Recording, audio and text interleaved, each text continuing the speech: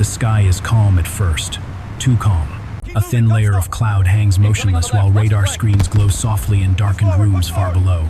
Somewhere above that silence, a pilot tightens his grip, knowing that in the next few seconds, history may demand a decision that cannot be taken back. This was the Cold War, not a single battlefield, but a chain of invisible fault lines stretching across the globe. Korea, Vietnam, the Mediterranean, the deep heart of the Soviet Union. War was never formally declared, yet men died at supersonic speed, often without warning, sometimes without acknowledgement. In this world, victory was not always measured in territory taken or flags raised. Sometimes it was measured in a damaged aircraft pushed just far enough to save its crew. Sometimes in a missile that missed or one that did not. And sometimes in a decision made under crushing political pressure, where a single radar blip could ignite an international crisis. These are not stories of generals behind maps. They are stories of seconds, of fuel gauges slipping toward empty, of glass canopies cracking under impossible strain, of pilots who had no certainty that the world would remain at peace when they landed, if they landed at all. So the question is simple and unsettling. How close did the world really come to war? And how often did it depend on one person getting it right? Long before missiles streaked across clear blue skies, the foundations of these encounters were already set in place. The Cold War did not erupt overnight. It hardened slowly, shaped by fear, ideology, and the belief that control of the air meant control of the future. By the early 1952, that belief was being tested brutally over the Korean peninsula. Above North Korea, a stretch of sky near the Yalu River became known as MiG Alley. It was here that the jet age announced itself with violence. Soviet-built MiG-15 seconds, often flown by highly experienced pilots operating under false identities, clashed daily with American F-86 Sabres. This was not simply a contest of machines. It was a laboratory of modern air combat, where speed, altitude, and formation discipline decided who lived and who did not. Every engagement refined tactics that would echo for decades. Among those skies flew men whose calm demeanor on the ground concealed relentless aggression in the air. Pilots like George Andrew Davis embodied a dangerous paradox of the era. They were professionals shaped by World War II, now adapting to faster aircraft and far less forgiving margins for error. The rules were unwritten but understood. Hesitation meant death. Overcommitment could be just as fatal. As the decade turned and the Cold War widened, the focus shifted south. Vietnam became another proving ground, but one layered with dense air defenses and political constraints. American crews flying the F-4 Phantom II entered an environment where surface-to-air missiles and anti-aircraft guns created corridors of fire, leading directly to their targets. Hanoi was no ordinary objective. It was one of the most heavily defended airspaces in history, designed to punish predictability and expose weakness. At the same time, technological escalation reshaped doctrine. Deception became as valuable as firepower. Radar signatures, flight profiles, and radio procedures were weaponized. Pilots were trained not only to fight, but to manipulate expectations. A routine-looking formation could conceal a trap. A familiar silhouette might lure an enemy into the open. Elsewhere, tensions simmered along contested borders and disputed waters. In the Mediterranean, American carrier groups challenged territorial claims without firing a shot until one was fired at them. In the heart of the Soviet Union, high-altitude reconnaissance flights probed defenses that leaders insisted were impenetrable. Each mission was authorized with the hope that deterrence would hold, and with the knowledge that if it failed, consequences would ripple far beyond the cockpit. This was the opening act of a dangerous era, a world where wars were undeclared, victories ambiguous, and survival often depended on preparation, meeting improvisation at exactly the right moment. By the mid-1960s, air combat had evolved into a contest of anticipation as much as aggression. Speed alone was no longer decisive. The victor was often the pilot who understood what the enemy expected and then did the opposite. Nowhere was this more evident than over North Vietnam, where every mission unfolded beneath layers of radar coverage, missile sites, and alert fighter bases. On the 2nd of January 1967, American pilots executed one of the most audacious aerial deceptions of the Cold War, flying F-4 Phantom IIs. They adopted the flight profiles, radio calls, and altitudes of vulnerable strike aircraft that had been suffering losses for weeks. From the ground, it looked familiar, predictable, exactly what the defenders hoped for. North Vietnamese controllers scrambled their prized interceptors, confident they were walking into another favorable engagement. They were wrong. As the clouds broke, the illusion collapsed. Instead of bomb-laden intruders, the sky filled with fighter-configured phantoms, already positioned for combat. The engagement was sudden and chaotic. Enemy jets emerged from cloud cover at unexpected angles.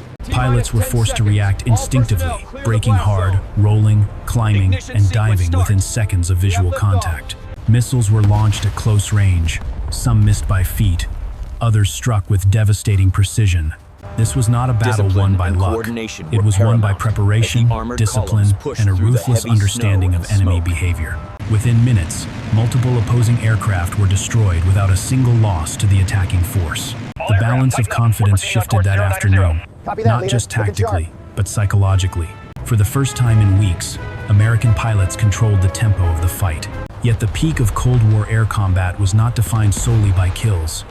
In March of that same year, another mission demonstrated a different form of courage. Over Hanoi, anti-aircraft fire carved luminous paths through the sky. 2 aircraft were hit, fuel pouring away with every passing second. Retreat was the only option, but one crew would not make it. With engines faltering and gauges sinking toward empty, a choice emerged that no training manual covered. Rather than abandon his wingman to almost certain capture, one pilot attempted the unthinkable, using his own aircraft to push the damaged jet through hostile airspace. It was a maneuver born of desperation and resolve, repeated again and again despite turbulence, structural strain, and fire warnings. Every second extended was a victory measured not in miles, but in lives preserved. Elsewhere, Cold War tensions flared without warning. Over the Mediterranean, an encounter meant to signal restraint escalated in seconds when missiles were launched unexpectedly. Pilots who moments earlier joked over the radio now found themselves making irreversible decisions, aware that any misstep could trigger international consequences far beyond their cockpit. This was the true apex of Cold War combat aviation. Not clean victories or triumphant landings, but moments where survival, strategy, and restraint collided at supersonic speed, leaving no margin for error. If the peak of Cold War air combat revealed the skill and resolve of those in the cockpit, the aftermath exposed the true cost of operating so close to the edge. Not every encounter ended with clean separations and controlled landings. Some spiraled into political crises, personal tragedy, and long shadows that stretched far beyond the battlefield. On the 1st of May 1960, one such shadow fell across the entire Cold War. High above the Soviet Union, an American reconnaissance aircraft cruised at an altitude once believed untouchable. For years, those flights had passed unchallenged, reinforcing a dangerous assumption that technology alone could guarantee safety. That illusion shattered in a flash of fire and fragmentation. When the missile detonated behind the aircraft, the shock did more than destroy metal. It ruptured the fragile balance of deniability that had defined espionage between superpowers. The pilot survived the fall, but survival brought consequences of its own. Interrogations, public trials, and propaganda replaced the anonymity of covert operations. The crash site yielded evidence that no carefully worded press release could explain away. The damage did not end there. In the confusion that followed, defensive systems continued firing. Friendly aircraft were mistaken for intruders. One pilot ejected but would not survive his injuries. Others narrowly escaped destruction due to misidentification codes never updated for a public holiday. The sky had become a lethal maze of signals and assumptions, where human error multiplied the cost of a single success. Elsewhere, the aftermath took quieter but no less sobering forms. Over Korea, veteran pilots who had mastered the unforgiving jet duels of MiG Alley paid a final price when confidence collided with overwhelming numbers. Even the most disciplined tactics could falter when isolation, exhaustion, and relentless pressure converged. Victories earned earlier could not shield anyone from the finality of a well-timed attack. In Vietnam, those who survived extraordinary feats returned not to parades, but to paperwork and scrutiny. Questions were asked, procedures reviewed. In some cases, the cost of losing an aircraft seemed to outweigh the value of saving lives, at least on paper. Recognition, when it came at all, often arrived decades later, long after the urgency of the moment had faded. These events shared a common truth. The Cold War punished complacency and magnified mistakes. A single radar contact, a delayed order, or a misjudged risk could cascade into diplomatic shockwaves or irreversible loss. For every celebrated success, There were consequences carefully folded into archives, borne quietly by those who lived with them. When the engines finally fell silent and the debris settled, what remained was not triumph, but reckoning. From Washington to Moscow, these encounters were never viewed as isolated incidents. Each engagement was filtered through layers of political calculation, public perception, and strategic anxiety. For American planners, the central dilemma of the Cold War was clear: how to demonstrate resolve without triggering a war no one could win. In the United States, aerial confrontations carried symbolic weight far beyond their tactical outcomes. A single shoot-down or rescue could reinforce confidence in American air power or expose uncomfortable vulnerabilities. The loss of a reconnaissance aircraft over hostile territory was not merely a military setback. It challenged assumptions about technological superiority and strategic control. When explanations failed and evidence surfaced, credibility itself became a casualty, forcing leaders to recalibrate how covert operations were justified and communicated. Allies watched closely. NATO partners understood that what happened in the skies over Korea or Vietnam shaped the balance of deterrence in Europe. Successes in air combat validated doctrines of training, discipline, and combined arms integration. Failures prompted urgent reviews, not only of equipment, but of decision-making chains and rules of engagement. The Cold War demanded perfection, in systems designed by humans, an impossible standard with real consequences. On the other side of the Iron Curtain, these same events reinforced a different lesson. Soviet and aligned forces interpreted interceptions and shoot-downs as proof that Western intentions were inherently aggressive, regardless of official rhetoric.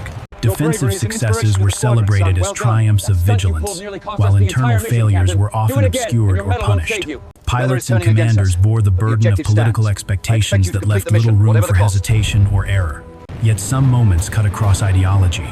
Acts of restraint, professional conduct, and even mutual respect appeared briefly amid hostility. Encounters where pilots broke off rather than escalate, or where lives were prioritized over materiel, revealed an unspoken understanding shared by those closest to the fight. They recognized how thin the line truly was. In hindsight, these episodes illustrate a central paradox of the Cold War.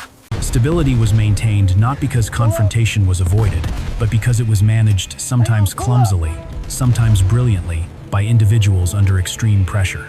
The world did not drift into catastrophe, not by accident, but because again and again, someone chose discipline over impulse. That fragile balance remains one of the most enduring lessons of the era. When the engines shut down and the skies finally emptied, the Cold War did not end with a clear victory parade. What remained were lessons written quietly in after-action reports, in diplomatic cables, and in the memories of those who flew missions where survival was never guaranteed.